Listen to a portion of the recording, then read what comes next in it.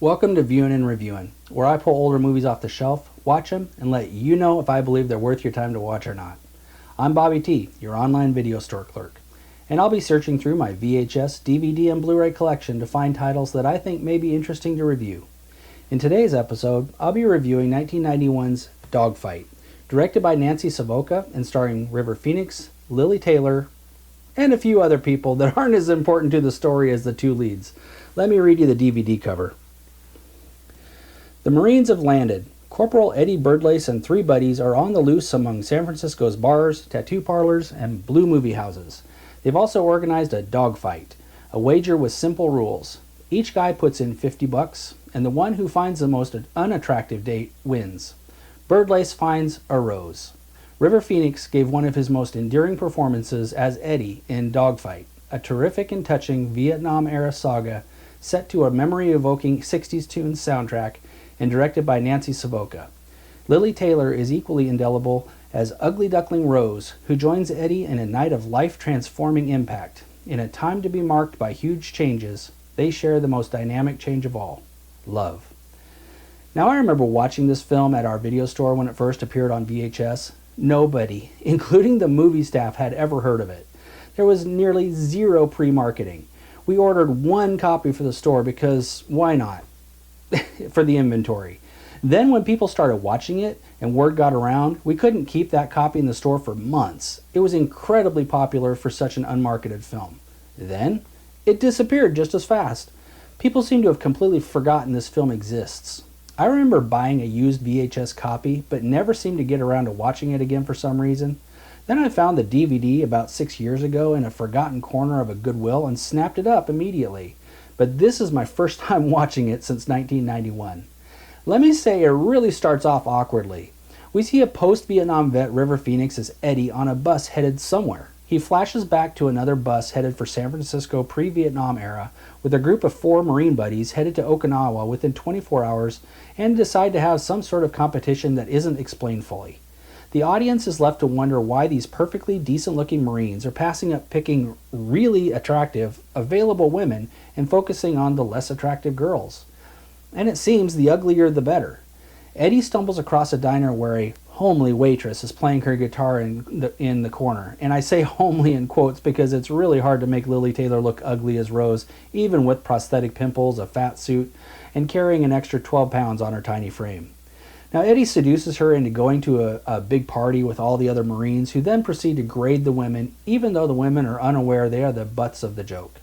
Once it dawns on the audience what's happening, we really do feel sorry for the girls in the film.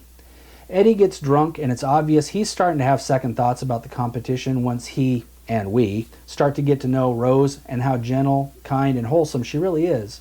Rose accidentally finds out about the dogfight and slaps Eddie and storms out, devastated. Eddie abandons his 3 buddies and chases after Rose to apologize.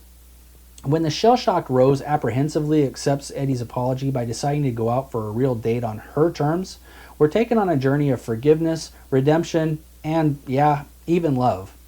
What is remarkable about this film is how they keep the two groups of people, both Eddie and Rose, and conversely the 3 Marine buddies, apart from each other, yet together as they all experience new things for one last eye-opening night before the boys all head off to Okinawa in the morning.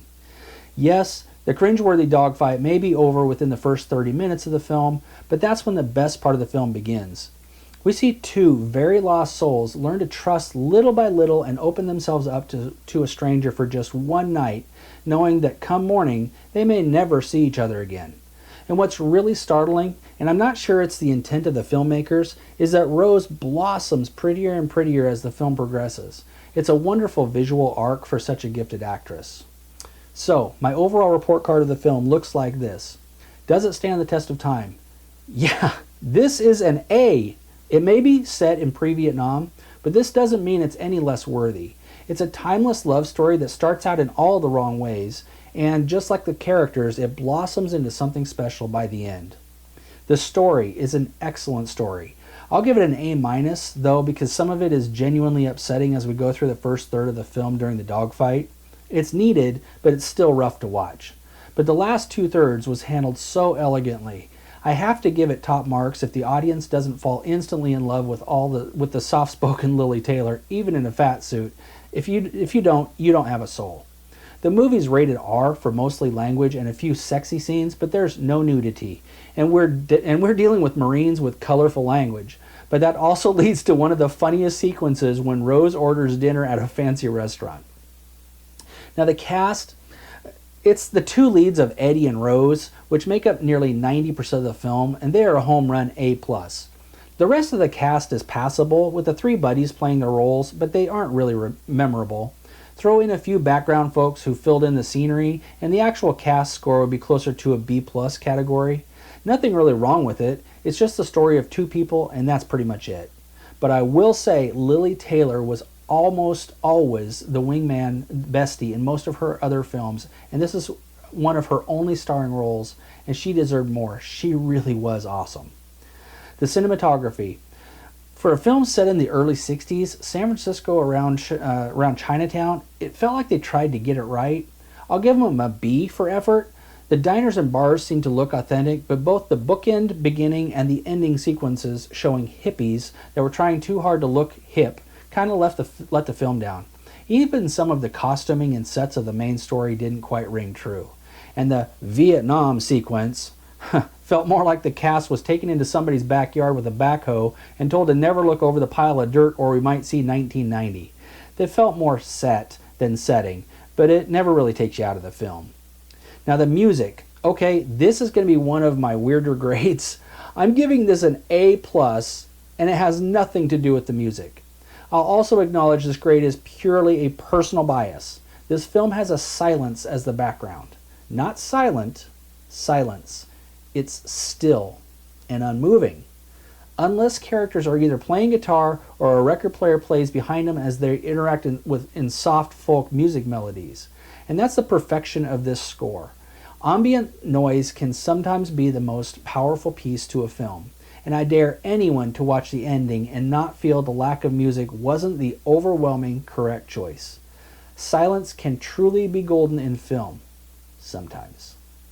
So based on the above scores, my honest rating would be as a B+ as a general film, but my personal bias pushes it into the A- territory. I loved this film, and I was not expecting to. I haven't seen it in 30 years. The cruel and awful dogfight sequence at the beginning is exactly as you'd expect. It's mean-spirited. But the director uses that uncomfortable sequence to catapult two lost souls into one of the most unique love stories you're going to experience from two very talented actors at the apex of their careers.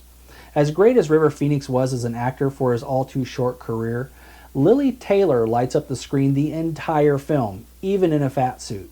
Now this isn't Gwyneth Paltrow in her shallow Hal fat suit for comic effect. Lili never seems uncomfortable wearing it, even though we know it isn't all her underneath. The whispering, wavering voice as she speaks and sings for Eddie alone at the piano in the bar she dreams of performing in is exquisite, and you realize it, as does the director, as she slowly fades in on Eddie's face that he and we are falling in love with the ugly duckling who has the soul of the grandest swan. Romantics at heart will love this story. The film may be simple, but the story told is one of the richest romances you'll see from this generation of film. One of my new all-time favorites, and that's saying a lot. Okay, enough gushing. So here are a few other recommendations along this same vein. Circle of Friends with Minnie Driver, where she gained over 20 pounds to play the rhinoceros with a thin skin Benny that falls for the school heartthrob in 1950s Ireland. Despite Chris O'Donnell's dreadful Irish accent, the love triangle becomes heartbreaking, hilarious, and honest. A must-watch for this era of film. Sorry for the Irish accent that isn't, sorry.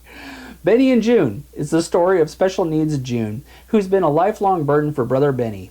Enter Sam, played by the heartthrob of the day, Johnny Depp, the simple man that only lives to make June and other people laugh. When Sam and June start an unlikely and off-limits romance, Benny takes matters into his own hands. Great acting by the big three in this one. And Crazy Moon, which is another obscure 80s love story between an awkward genius who loves 1930s jazz and dress suits, and he drives a vintage motorcycle with a sidecar, much to his millionaire father and snooty brother's chagrin. Enter a lovely deaf girl who accidentally sweeps the interestingly cast Kiefer Sutherland off his motorcycle, and you have a simple, unlikely romance that's worth the watch. Well, that's it for Dogfight. If you enjoyed this review, please be sure to click the like button below. If you want to keep up to date on my future reviews, please click on the subscribe button below. If you want to purchase Dogfight on DVD because it's never been released on Blu-ray, I don't know why, or if you wish to purchase any of the other titles I've mentioned earlier, please follow the Amazon links below, and we're good. If you have any suggestions for movies you'd like me to review, please leave a comment below, and I'll see what I can do. Thank you so much for watching. Until next time, be sure to help others in need because it's always the right thing to do. Have a great week.